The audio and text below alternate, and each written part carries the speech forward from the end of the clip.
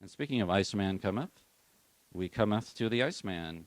And this section is really focused on the last 10 years of O'Neill's life, 1943 to 53. And he had been out of the limelight, kind of in seclusion in California for the most part, from the mid-30s until just after World War II, when he was ready to present to the world The Iceman Cometh, one of the plays he had been working on at Dow House, and he wanted to be involved in the production. He was too ill to really direct it, but he was there at rehearsals and very much involved. And this caused a lot of media attention, as you can imagine. This Nobel playwright now coming back to Broadway. What's he going to present? And so we have a number of publications, popular publications, Times, Saturday Review of Literature, and Life magazine. They took this occasion not only to review the play, but also to kind of give an overview of O'Neill's career and his place in American theater. So this is, 1945, 1946.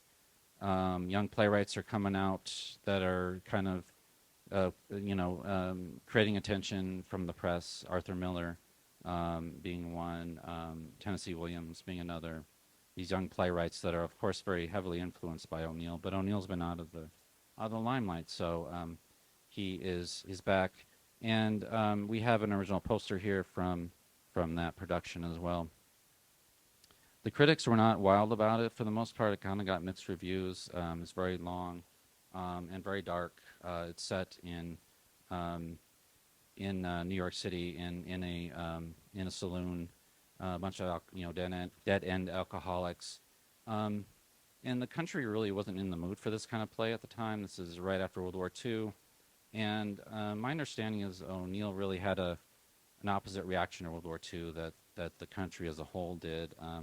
It very much put him in a pessimistic place, and this, along with his declining health, he had these Parkinson-like tremors that were really causing him to not be able to write anymore, starting in the mid-40s. The last play that he finished was, I think, 43. So this was a hard time for him, both personally, physically, and also what he felt like was going on with the world, and another world war that we had just lived through. And so another play that came out shortly after that, A Moon for the Misbegotten. We have a corrected script from that, and this was an autobiographical play, sort of about his brother and his last year or so of life. And O'Neill was not happy with how it came out. It toured the Midwest and just kind of petered out from there, and he refused to try to revive it. And so really, these last years of his life were spent declining. His relationship with Carlotta was very rocky. They had some hard times as well. So this we call it, kind of his comeback, but it, he was not getting perhaps the reception that he would have gotten in the 1920s and 30s in his heyday. And his personal life was a little rocky as well. He was very disappointed in his two children from the marriage with Agnes. We have Harley has in his collection a screen test of Una O'Neill, who was his second child, his daughter. And in the early 1940s, she was wanting to become an actress in Hollywood, and he really felt like she should be taking things more seriously with what was happening in the world. And we have a QR code here of her screen test, which you can use to watch this on the website. And Harley, you want to talk about that a little bit? That's kind of an interesting story. By the way, we had a Wheaton Terrier, our first Wheaton Terrier, and his name was O'Neill. And then we had two more Wheaton Terriers, and they were Shane and Una. So we sort of carried the theme. But anyway, Una in 1942, she's sort of out on her own. This is before she meets and gets married to Charlie Chaplin, and she thinks she wants to be in the movies. So she did this screen test in 1942. Fast forward to 1987, there's a guy named Brian Fry who's living out in California. He somehow got a hold of this screen test on 16 millimeter film or whatever. He makes a copy of it. He puts acid on it and damages it and, does artsy stuff to it. And then he puts some music to it, some hymn that he plays at a slower speed, and he puts it online where I found it. And he called it Una's Veil.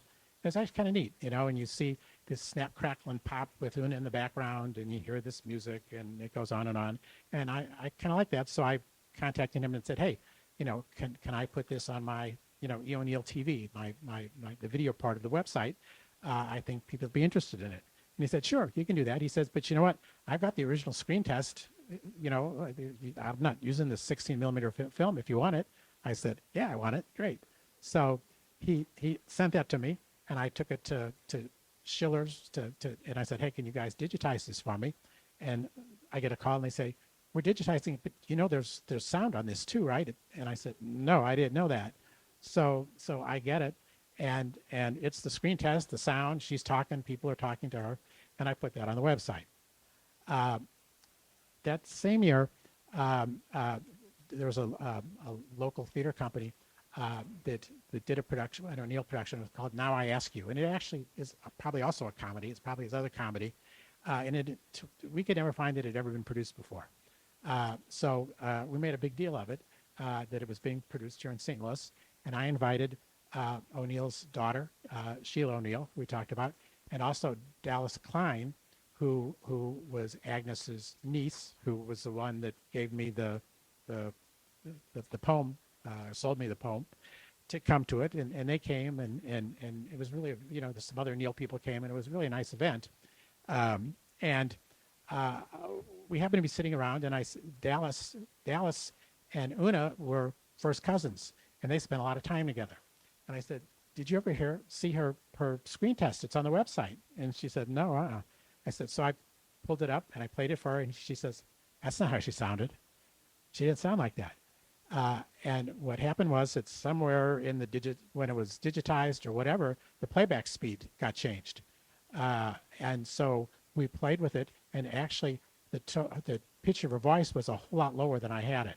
So we played with the playback speed, and I kept playing with it, and finally she said, that's it. And I then re-put it back up on the website and now it's correct. So that was kind of fun. Yeah, and there are other, there's a lot of audio and video in Harley's collection, and we have various QR codes where you can get to some of those. But there's another really cool story that you have about digitizing some audio of Strange Interlude. Yeah. So there was a radio show called the Theater Guild on the Air that was back in the, let's see, when was that? That was, back in the 40s. And it was very popular. People used to, everybody would sit around the TV to watch Milton Berle or some of those early TV shows. Well, people would sit around the radios to hear Theater Guild on the Air because they would do a play every Sunday night. And they did a lot of O'Neill's plays. And one of them that they did was Strange Interlude, and that was a popular play. They did a movie out of it with Clark Gable, and people were really into that play. And it was such a long play that they did it on 2 successive Sunday nights. So the Theater Guild on the Air, maybe there are 6 or 7 of O'Neill's plays, and most of them I could get a hold of. They weren't too difficult, and I got a hold of them. They were all in the public domain, and I digitized them, and I put them on the website on what I call the audio archive, so you could listen to them. But Strange Interlude, I could find part 2, but I could not find part 1. And I looked everywhere, and part 1 didn't exist, except I finally found it. And in New York, it used to be called the Museum of Radio and TV in New York, and they subsequently called it the Paley Center now. And they had the first part of Strange Interlude Theater Guild on the Air. And we were in New York once, and I went and listened to it, and yeah, it was really there. So I sent some letters to everybody I could, or emails. At that time I was emailing. I emailed all kinds of people and saying, hey, is there any way I can get a copy of this? And I get an email back from an assistant curator who says, thank you very much, very polite letter, but we really can't do that because of copyright constraints. And I email her back. I said, well, there really is no copyright constraint because it's in the public domain. So, you can make me a copy. It's not a problem. And she sends it back, well, but it is a problem because the person that donated it really doesn't want anybody else to have it. Well, we go back and forth like this, and it gets less formal, and we become on first name basis, and we go back and forth, and she's really pretty nice. And so finally at some point she says, here's the deal. You know what? I've got a lot of friends. I'll find your copy somewhere, all right? Because I know I can find one. And I said, okay, we're going to be in New York in a month. I said, how about we'll go out to lunch, and I'll pick you up, and don't tell me whether you find it or not. And at lunch, you'll either have it or you won't have it, but we'll go to lunch either way. She says, great. So comes time, we get to New York.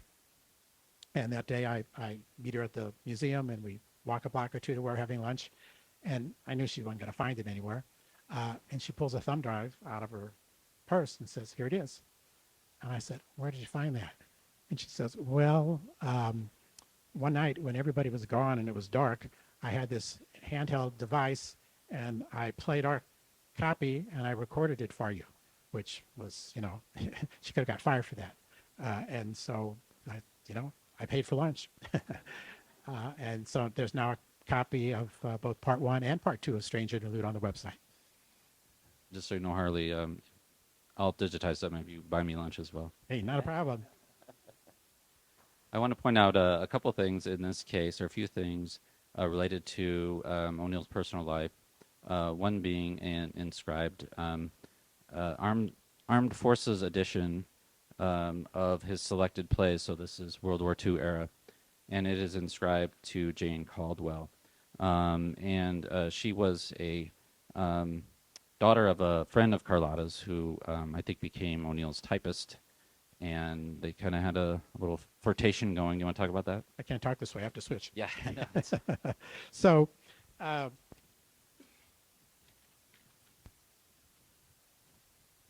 O'Neill wrote everything out in longhand. He couldn't dictate anything. He couldn't dictate, and he couldn't type. Everything was in longhand, and so somebody had to transcribe it. And actually, Carlotta did some of it. But then she got a friend of hers had her daughter, this Jane Caldwell, to do some of the transcription. And there's a picture of her in one of the biographies, and she's just gorgeous, this young woman. And O'Neill obviously thought she was gorgeous too. And supposedly they had a fling going when Carlotta wasn't happy about it. So this little book here is called The Selected Plays of Eugene O'Neill. It's the Armed Forces edition. And it's a book of plays that they sent out overseas during the war to soldiers. And it says on it that it's censored. I mean, they would censor these things before they'd sent them. I don't know what they would censor in it, but theoretically they censored things. So O'Neill's inscription, he says, her name is Jane. He says, to Janie, the hard-hearted, with ... and ... and with ... and then in big letters in parentheses, censored. And then he says, Jeannie. So he's sort of playing with it. He's censoring what he would have told Janie, telling Janie, but he's censoring it all in this censored book, Armed Service edition of the book. So I think there was something going on. Another great book with inscription in it. There's so many in this collection. I just love it. The Plays of Eugene O'Neill not only has an inscription from Eugene to Carlotta in 1951, just 2 years before he died. It has photographs pasted in on the end pages as well of their early years together overseas. And it's really a great artifact, a testament to his love for her, even as they had really tough times in the later years. And then lastly, here in this case, a short letter from Carlotta to Robert and Sifa Sisk right after O'Neill died in 1953. And she is talking about how, it's both a relief and a terrible sorrow, and how lonely she is. And really, she was suffering a lot herself physically, but she was really focused on helping him with his disabilities, and so this is a very touching and kind of heartbreaking letter there, right after O'Neill died.